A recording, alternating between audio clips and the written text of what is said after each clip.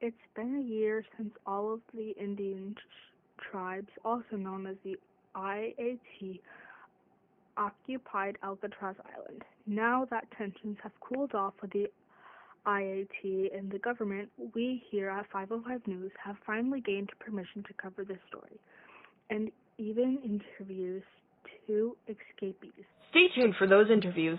Now, this whole story started in 1963 when Belva Cotier, a Rosebud Lakota, had an article detailing the closure of Alcatraz Federal Penitentiary. She remembered the 1868 Treaty of Fort Laramie and decided that, with the help of her cousin, she would appeal for the land to return to the natives.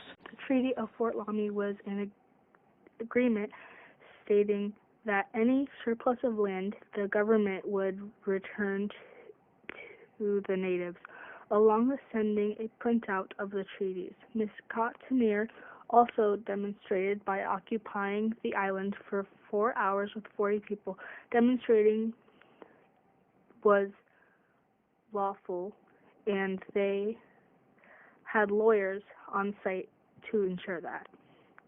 Alas, even though they remained lawful and offered to pay full price for the land, they were still chased off the property by threats of being charged with felony, though the event still raised awareness.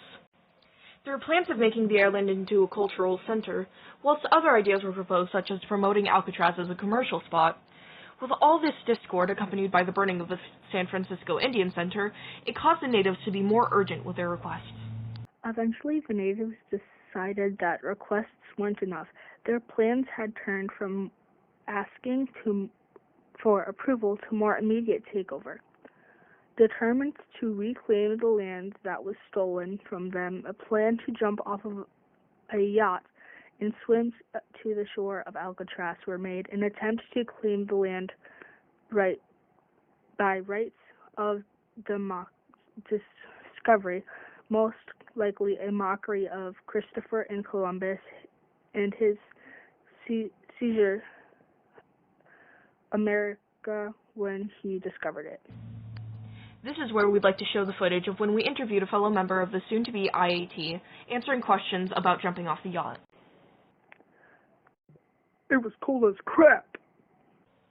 Wise words. After the guards apprehended the jumpers and sent them home, 14 returned to the island, splitting into groups so that they could pass by the guards easier. Fortunately, a fellow named Richard Oakes got a bit cocky and alerted the guards by sending them a claim of discovery. Man, screw that guy, Interviewee proclaimed. On November 20th, Lenata Warjack, considered to be the main leader of this effort, decided that day would be the perfect time to try to reclaim the island once more, seeing how most of the people who were trying to stop it would be preoccupied with a meeting. Over 30 protesters were headed to the island, but only 14 were able to sneak their way in. Luckily, more were able to muscle in due to the fellow natives that were already inside here. Here we have one of the protesters even counting the event. I remember the sun was setting and it was quite hard to see. My friends and I were able to sneak by fairly quickly. Playing hide and seek as a kid had some wonderful benefits. I remember we had just gone into the actual, prison complex. I heard this guy on his radio yelling the Indians have landed, like we were some sort of attack drone. Whilst in the brief time the natives were there, they set up a small functioning society that included a school, a daycare, a kitchen, and a health clinic. They received donations from people outside who had to sneak it past the guards. Unfortunately, though, people started leaving the island for a plethora of reasons. Sometimes it was because a family member died on the island or they had to return to school. Eventually, the government cut off power and water to the island, trying to force the natives out.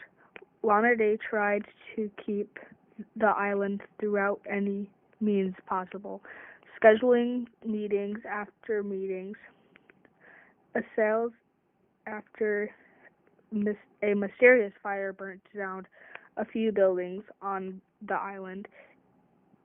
A government force took the rest of the inhabitants off the island, ending in effort. It was just tragic. We all had worked so hard to keep fighting, but it didn't work. Even if the natives lost the battle, they had won part of the war. The protest had brought attention to native struggles and caused more native support groups to form. That's all for tonight's report. I'm Caitlin Murdigley. I'm Thomas Pitt. Thank you for watching 505 News.